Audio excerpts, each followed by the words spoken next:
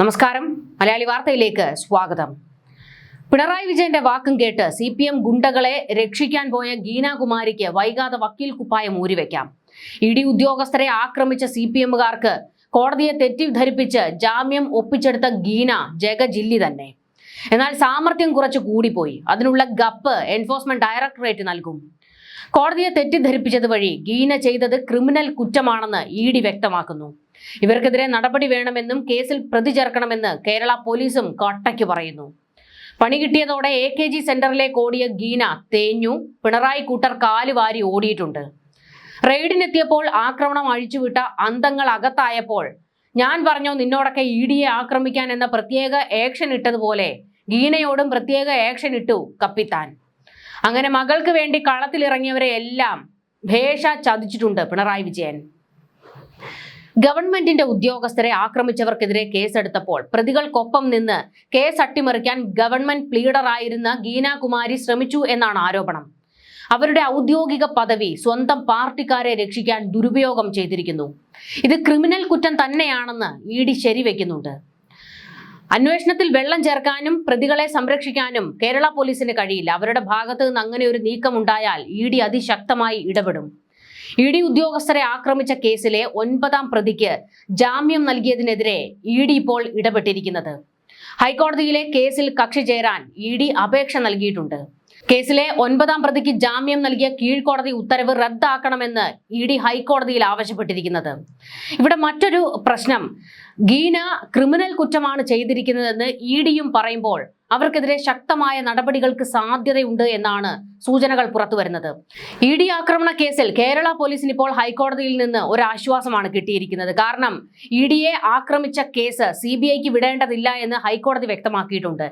ED ഹൈക്കോടതിയിൽ ആവശ്യപ്പെട്ടത് ഈ കേസ് CBIക്ക് വിടണം എന്നുള്ളതായിരുന്നു. എന്നാൽ അന്വേഷണം കൃത്യമായി മുൻപോട്ട് പോകുന്നുണ്ടെന്നും കേരള പോലീസിന്റെ അന്വേഷണത്തിൽ തൃപ്തരാണെന്നും കോടതി വ്യക്തമാക്കിയിട്ടുണ്ട്. അതുകൊണ്ട് തന്നെ തൽക്കാലം ഈ കേസിൽ CBIയുടെ അന്വേഷണത്തിന്റെ ആവശ്യമില്ല. പക്ഷേ ഗീനാകുമാരിയെ സംബന്ധിച്ചിടത്തോളം ഹൈക്കോടതിയിൽ നിന്ന് തിരിച്ചടി ഉണ്ടായിട്ടുണ്ട്. ഇവരുടെ ഭാഗത്ത് നിന്ന് എന്താണ് സംഭവിച്ചത് എന്ന് കണ്ടെത്താൻ കോടതി ഉത്തരവിട്ടിട്ടുണ്ട്.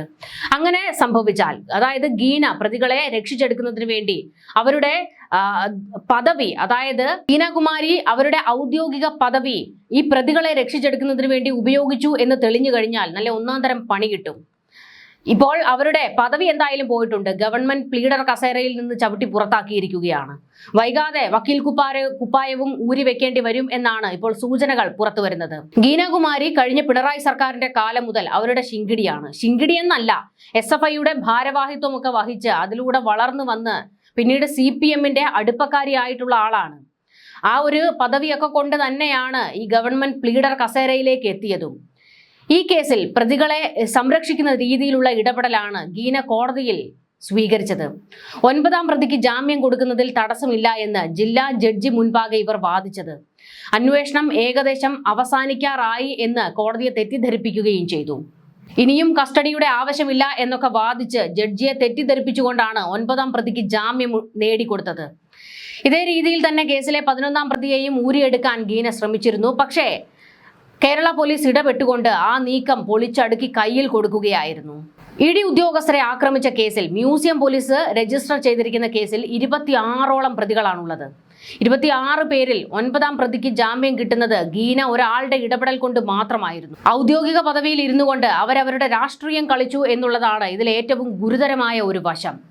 എന്നാൽ ഗീനയുടെ കള്ളക്കളി മുഴുവൻ പൊളിച്ചെടുക്കാൻ പോലീസിന് കഴിഞ്ഞു എന്നുള്ളതാണ് അവർക്ക് ഒരു കയ്യടി കൊടുക്കേണ്ട കാര്യം.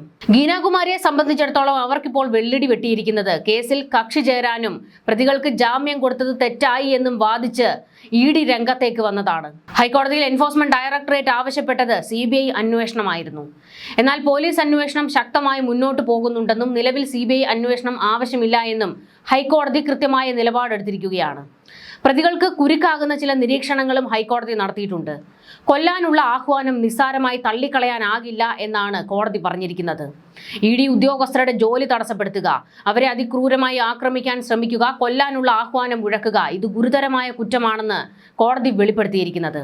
ബംഗാളിൽ നടന്ന സംഭവവുമായി ബന്ധപ്പെടുത്തിക്കൊണ്ടായിരുന്നു CBI അന്വേഷണത്തിന് വേണ്ടി ED ഹൈക്കോടതിയിൽ വാദിച്ചത്. ബംഗാളിൽ മമതാ സർക്കാരിന്റെ കാലത്ത് തൃണമൂൽ കോൺഗ്രസ് നേതാക്കളുടെ അഴിമതി കേസിൽ അറസ്റ്റിനെത്തിയ ED ഉദ്യോഗസ്ഥരെ പാർട്ടിക്കാർ ആക്രമിക്കുകയും അവരുടെ റിപ്പോർട്ടുകളും രേഖകളും എല്ലാം വലിച്ചു കീറുകയും ചെയ്തിരുന്നു. അത് വലിയ വിവാദമായ കേസായിരുന്നു. അതിലെ പ്രതികളെ പിടികൂടുകയും റിമാൻഡ് ചെയ്യുകയും ചെയ്തിരുന്നു. പിന്നീട് ഈ കേസ് CBI ഏറ്റെടുത്തിരുന്നു. സമാനമായിട്ടാണ് കേരളത്തിലും EDക്ക് നേരെ ആക്രമണം ഉണ്ടായത് എന്നായിരുന്നു ED വ്യക്തമാക്കിയത്. അതുകൊണ്ട് തന്നെ CBI അന്വേഷണം വേണമെന്നും കേരള പോലീസിന്റെ അന്വേഷണത്തിൽ തൃപ്തിയില്ല എന്നുമായിരുന്നു ED വാദിച്ചത്. പക്ഷേ ഹൈക്കോടതി അതിനോട് യോജിച്ചില്ല.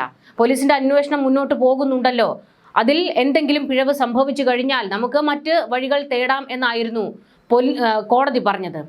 എന്തായാലും ഈ ഒരു സംഭവം പോലീസിന് കുറച്ച് ആശ്വാസമായിരിക്കുകയാണ്. കാരണം ED ഉദ്യോഗസ്ഥരെ ആക്രമിച്ച സംഭവം അത് കേരള പോലീസിന് വലിയ നാണക്കേട് ഉണ്ടാക്കിയിട്ടുണ്ട്. ദേശീയ തലത്തിലൊക്കെ തന്നെ വലിയ രീതിയിൽ ഇത് ചർച്ചയായി. പോലീസ് എന്ത് നോക്കി നിൽക്കുകയായിരുന്നു എന്നുള്ള ചോദ്യം ഉയർന്നു. ED ഉദ്യോഗസ്ഥർക്ക് സുരക്ഷ ഒരുക്കാൻ പോലും കഴിയാത്ത കേരള പോലീസ് എന്ന വലിയ നാണക്കേട് പോലീസുകാർക്ക് നേരെ, സേനയ്ക്ക് നേരെ ഉണ്ടായത്. അതുകൊണ്ട് തന്നെ ഈ കേസിൽ സത്യസന്ധമായിട്ടേ പോലീസ് മുന്നോട്ട് പോകുകയുള്ളൂ. ആരെയും രക്ഷിക്കാനുള്ള ഒരു നീക്കം പോലീസിന്റെ ഭാഗത്ത് നിന്ന് ഉണ്ടാകില്ല എന്നുള്ളതിന് ഉദാഹരണമാണ് പ്രതികളെ രക്ഷിക്കാൻ ഗീനാകുമാരി അവരുടെ പദവി ദുരുപയോഗം ചെയ്തു എന്ന് പോലീസ് കോടതിയിൽ പോലും വ്യക്തമാക്കിയത്. എന്തായാലും കേസിൽ ഇപ്പോൾ 26 പേർ അറസ്റ്റിലായിട്ടുണ്ട്. അവരുടെ ഫോൺ രേഖകൾ അതെല്ലാം പരിശോധിച്ചുകൊണ്ടിരിക്കുകയാണ്. ഇനി അറസ്റ്റിലാകാൻ 25 പേര് കൂടിയുണ്ട്. അവരെ ഉടനെ കണ്ടെത്തണമെന്നാണ് കോടതി ഉത്തരവിട്ടിരിക്കുന്നത്. ആക്രമണത്തിന് ആഹ്വാനം ഇട്ടത് ആരാണെന്ന് കണ്ടെത്തണമെന്നും കോടതി പറഞ്ഞിട്ടുണ്ട്. ഇത് CPMന്റെ ഉന്നത നേതാക്കൾക്കിട്ടുള്ള പണിയാണ്. കാരണം അന്ന് ആക്രമണം നടക്കുമ്പോൾ അവിടെ മുൻപന്തിയിൽ ഉണ്ടായിരുന്നത് MV ഗോവിന്ദനും പിണറായി വിജയൻ, ശിവൻകുട്ടി, കടകംപള്ളി സുരേന്ദ്രൻ, ജോൺ ബ്രിട്ടാസ് ഇവരൊക്കെയായിരുന്നു. ബ്രിട്ടാസ് എങ്ങാനും ED ഉദ്യോഗസ്ഥരെ ആക്രമിക്കാൻ ആഹ്വാനം ചെയ്തു എന്ന് തെളിഞ്ഞാൽ MP സ്ഥാനം പോകും സ്വാഹ. ശിവൻകുട്ടിയും പരിവാരങ്ങളും വലിയ ത്രിശങ്കു സ്വർഗത്തിലൂടെയാണ് കടന്നു പോകുന്നത്. കാരണം ഈ കേസ് അത്ര നിസ്സാരമൊന്നുമല്ല. കേന്ദ്ര സർക്കാർ ഉദ്യോഗസ്ഥരെ ആക്രമിച്ച കേസാണ്. അവരുടെ ജോലി തടസ്സപ്പെടുത്തിക്കൊണ്ട് അവരെ കൊല്ലാൻ ആഹ്വാനം നടത്തിയെന്നാണ് FIR ഇട്ടിരിക്കുന്നത്. അത് നിസ്സാര വിഷയമല്ല. നേതാക്കന്മാർ, കാരണം പ്രവർത്തകർ അങ്ങ് ഇറങ്ങിച്ചെന്ന് ആക്രമണം പൊടുന്നനെ ഉണ്ടാക്കിയതൊന്നുമല്ല. നേതാക്കളുടെ ഭാഗത്ത് നിന്ന് അതിനുള്ള ആഹ്വാനം പോയിട്ടുണ്ട് എന്ന് തന്നെയാണ് പോലീസും വ്യക്തമാക്കുന്നത്. നമുക്കറിയാം, അന്ന് വീണയെ ചോദ്യം ചെയ്ത് ED ഉദ്യോഗസ്ഥർ പുറത്തേക്ക് ഇറങ്ങുന്നു. പിന്നാലെ പിണറായി വിജയൻ പുറത്തേക്കിറങ്ങി മുഷ്ടി ചുരുട്ടി, മാധ്യമങ്ങൾക്ക് മുൻപിൽ നിന്നുകൊണ്ട് മുഷ്ടി ചുരുട്ടിക്കൊണ്ട് പ്രവർത്തകരെ അഭിവാദ്യം ചെയ്യുകയായിരുന്നു. തൊട്ട് പിന്നാലെയാണ് ED ഉദ്യോഗസ്ഥർക്ക് നേരെ ആക്രമണം ഉണ്ടായത്. ഇവിടെ വലിയൊരു ചതി പാർട്ടിയോട് പിണറായി വിജയൻ കാണിച്ചു. കാരണം പിണറായി വിജയൻ പറഞ്ഞത് എന്നെ വേട്ടയാടാൻ എൻ്റെ മകളെ വേട്ടയാടുന്നു എന്നുള്ളതായിരുന്നു. അതായത് ആ മുറിക്കുള്ളിൽ പിണറായി വിജയനെയും കുടുംബത്തെയും ED ഉദ്യോഗസ്ഥർ അടച്ചിട്ടു എന്നുള്ള തരത്തിലായിരുന്നു പിണറായി പറഞ്ഞത്. ഇതോടുകൂടിയായിരുന്നു ED ഉദ്യോഗസ്ഥരെ ആക്രമിക്കാൻ CPMകാർ ഇരച്ചിറങ്ങിയത്. എന്നാൽ അതിനുശേഷം ED ഉദ്യോഗസ്ഥരെ ആക്രമിച്ച പ്രതികളെ പോലീസ് പിടികൂടിയതിന് ശേഷം നടത്തിയ വാർത്താ സമ്മേളനത്തിൽ പിണറായി വിജയൻ എന്താണ് പറഞ്ഞത്? മകളെയാണ് ചോദ്യം ചെയ്തത്, എന്നോട് ഒരു ചോദ്യം പോലും ED ഉദ്യോഗസ്ഥർ ചോദിച്ചില്ല എന്ന്. അപ്പോൾ തെറ്റിദ്ധരിപ്പിച്ച് CPM പ്രവർത്തകരെ ആക്രമണത്തിലേക്ക് ഇറക്കിവിട്ടതിൽ പ്രധാനി പിണറായി വിജയൻ തന്നെയാണ്. തൂക്കിയെടുക്കേണ്ടത് പിണറായി വിജയനെയാണ് എന്നാണ് പോലീസും പറയുന്നത്. എന്തായാലും പിണറായിക്ക് നല്ല 8ന്റെ പണിയാണ് കിട്ടിയിരിക്കുന്നത്. ഇത് മാത്രമല്ല, മകൾക്ക് വേണ്ടി വാദിക്കാൻ നിന്നവരെയും തല്ലാൻ പോയവരെയും എല്ലാം അടപടലം തേച്ചൊട്ടിച്ച് പിണറായി ഇപ്പോൾ വീട്ടിൽ കുത്തിയിരിക്കുകയാണ്. വീണയ്ക്ക് വേണ്ടി തല്ലാനും കൊല്ലാനും ചാകാനും ഇറങ്ങിയ മണ്ടന്മാർ ഇപ്പോൾ അകത്ത് കിടന്ന് നരകിക്കുകയാണ്. ന്യൂസ് ഡെസ്ക് മലയാളി വാർത്ത.